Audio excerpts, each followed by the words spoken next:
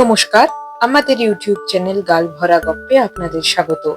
বাংলা সাহিত্যের বিভিন্ন সময় সাহিত্যিকদের রচনা দিয়ে সাজানো আমাদের এই চ্যানেল। আজ আমাদের নিবেদন লেখিকা লীলা মজুমদারের লেখা গল্প দিনে দুপুরে। এই গল্পে ছোট্ট মেয়ে টুনু দুপুরবেলা ঘুমানোর চেষ্টা করছিল, কিন্তু হঠাৎ দেখলো যে তাদের বাড়ির দুটো ঘোড়া লালু এবং রতন চুপি চুপি আস্তাবল ছেড়ে কোথায় যেন যাচ্ছে। টুনু তাদের পিছন পিছন যেতে আরম্ভ করলো। গিয়ে দেখলো এক অদ্ভুত চিত্র। কি দেখলো টুনু? জানতে হলে শুনতে থাকুন আমাদের আজকের গল্প দিনে দুপুরে।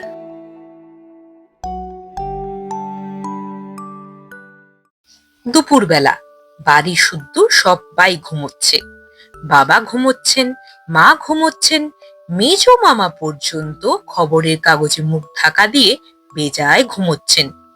কিন্তু টুনুর আর ঘুমই আসে না। তাকিয়ে দেখলো হাবুটা অব্দি চোখ বুজে মটকা মেরে পড়ে আছে। তাকে ঢাকা চলে না, মেজো মামা যদি জেগে যান। টুনু শুয়ে শুয়ে ভাবছে, বাবার নতুন ঘোড়া খুব সুন্দর হলেও দাদা মশাইয়ের বুড়ো ঘোড়া লালুর কাছে লাগে না। লালু কত কালের পুরনো, সেই কবে মেজো মামা যখন স্কুলে যেতেন তখনকার। কিরকম প্রভু ভক্ত, ওর গায়ে কি জোর।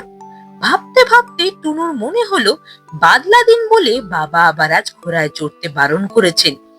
বড়দের যদি কোনো বুদ্ধি শুদ্ধি থাকে। আচ্ছা, আজকের দিনই যদি ঘোড়া না চড়বে তবে কবে চড়বে? জানলা দিয়ে বাইরে তাকাতে টুনুর মুখটা হাঁ হয়ে গেল, চোখ দুটো গোল গোল হয়ে গেল।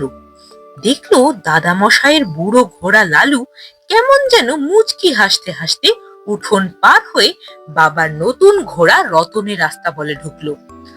টুনু উঠে এসে জানলার আড়ালে দাঁড়ালো। একটু বাদেই রতন লালু দুজনেই আস্তাবলের কোণ ঘুরে কোথায় যেন চলে গেল। টুনু ডাকলো, ও কিশোরী, ও সইস, লালু রতন যে পালিয়ে গেল। কিন্তু গলা দিয়ে তার স্বরই বেরোলো না। বাইরে এসে এদিক ওদিক তাকে যখন কিশোরী সিং কিংবা সইসের পাত্তা পেল না, টুনু নিজেই চলল আস্তাবলের কোণ ঘুরে রতন লালুর পিছন পিছন।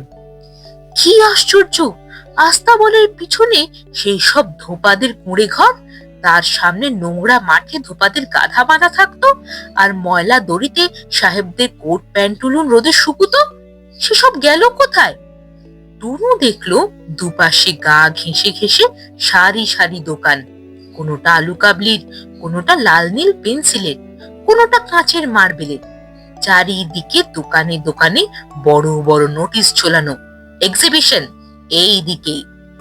আর একটা দাড়ি মুখো মোটকা বুড়ো একটা ফুটো বালতি পিটোচ্ছে আর ষাঁড়ের মতো গলায় চেঁচাচ্ছে, পয়সা না পেলে ঢুকে যান, পয়সা না ফেলে ঢুকে যান, পয়সা টয়সা কিচ্ছু চাই না, গেলেই বাঁচি। টুনু আরো এক্সিবিশন দেখেছিল। কত রকম আশ্চর্য জিনিস থাকে সেখানে, দোকান, বাতিওয়ালা থাম, বায়োস্কোপ, নাগরদোলা, গোলক ধাঁধা। তাই টুনু তাড়াতাড়ি চলল। মাঝপথে একটা সন্ডা মার্কা লোক পথ আগলে বলল, এই ও। টুনু তাকে দেখতেই পেল না, পায়ের ফাঁক দিয়ে শুট করে গলে এগিয়ে চলল। হঠাৎ মস্ত একটা খোলা জায়গায় উপস্থিত হলো। তার যেদিকে তাকায় কেবল ঘোড়া আর ঘোড়া, বড় ঘোড়া, ছোট ঘোড়া, সাহেবের ঘোড়া, গাড়োয়ানের ঘোড়া, ভালো ঘোড়া, বিশ্রী ঘোড়া, আবার একটা মরা খেকো হলদে ঘোড়া উল্টানো টবে চড়ে জোরসে বক্তৃতা দিচ্ছে। হে ব্যাকুল ঘোড়া ভাই ভগিনী, আজ আপনারা কিসের জন্য এখানে আসিয়াছেন? পুরা কালে আপনারা বন বাদারে সুখে বিচরণ করিতেন।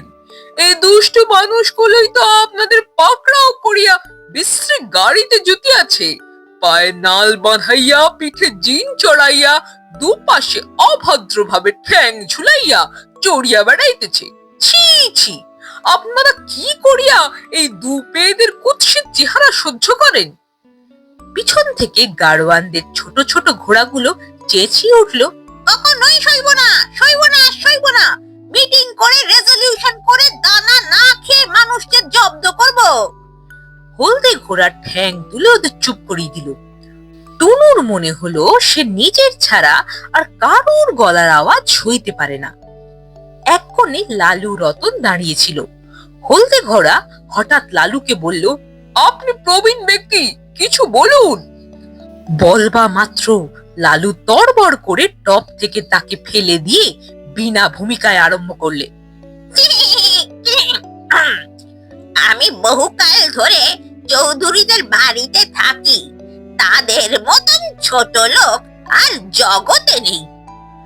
টুনুর শুনে ভারী দুঃখ হলো। তার উপর তারা এমন নিরেট মুখ্য যে বড় বাবু পর্যন্ত। যাক, আমি এই কারণ নিন্দে করি না। ওদের বাড়ির ছেলেগুলো আহাম্মকের এক শেষ। আমি শিক্ষা দেবার জন্য ইচ্ছে করে ওদের কাপড় রোদে দিলে মারিয়ে দিই, জানলা দিয়ে ঘরে মুখ বাড়াই, বোকারা আহ্লাদে আটখানা হয়ে চিনি খেতে দেয়। আর যখন কেউ দেখছে না, গিন্নির হিসেবের খাতা চিবিয়ে রাখি।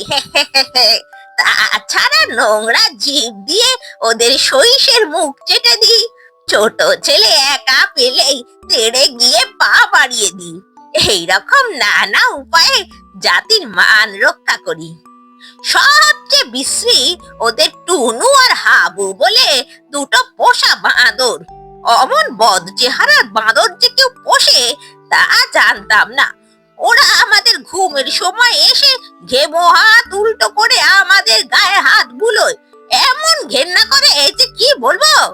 আবার পাতায় করে যত অখাদ্য জিনিস এনে গদ গদ হয়ে শুয়োরের মতো ছুঁচলো মুখ করে চুচু করে শব্দ করে খাওয়াতে চেষ্টা করে। ইস, ইচ্ছে করে দি মেরে, কিন্তু অমন নিকৃষ্ট জীবকে মারতেও ঘেন্না করে। টুনু বিশ্বাসঘাতক লালুর কথায় অবাক হয়ে গেল। এমন অকৃতজ্ঞতা দেখে আর বড্ড কান্না পেল। ছি, লালুর জন্য দাদামশাই ভালো দানা আনান, সে কথা তো কই লালু বলল না। রতনের নতুন জিনের কথাও বোধ করি সে ভুলে গেছে। টুনু প্রতিজ্ঞা করলো আর কখনো আস্তাবলের দিকে যাবে না, ঘোড়া চড়তেও সে চাইবে না। লালুকে সে কত ভালোবাসে, আর লালু তাকে নিকৃষ্ট বলে মারতেও ঘেন্না করে। টুনু ভ্যাঁ করে কেঁদে ফেলে চমকে দেখলো সে কখন জানি মেজ মামার ঘরে এসে শুয়ে রয়েছে, আর লালুটাও ইতিমধ্যে জানলা দিয়ে মুখ বাড়িয়ে মেজ মামার হাত থেকে চিনি খাচ্ছে। টুনু বড্ড রাগ হলো, ডেকে বলল, ওকে দিও না মেজ মামা, ও বলেছে আমরা আহাম্মক ছোট লোক, নিকৃষ্ট বলে মারতেও ঘেন্না করে। মেজ মামা আহ বলে টুনুকে চুপ করিয়ে দিয়ে এক মনে চিনি খাওয়াতে লাগলেন। টুনু হাঁ করে দেখলো লালু দিব্যি চিনি সাবার করলো, কিন্তু যাবার সময় মনে হলো চোখ টিপে জিভ বের করে বিশ্রী ভেঙচে গেল। কিন্তু সে কথা কাকেই বা বলে।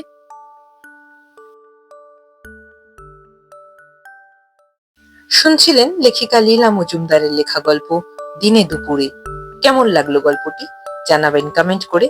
ভালো লাগলে লাইক করবেন, শেয়ার করবেন বন্ধুদের সাথে, আর চ্যানেলটা সাবস্ক্রাইব করতে ভুলবেন না। তাহলে অপেক্ষা থাক পরবর্তী গল্পের জন্য।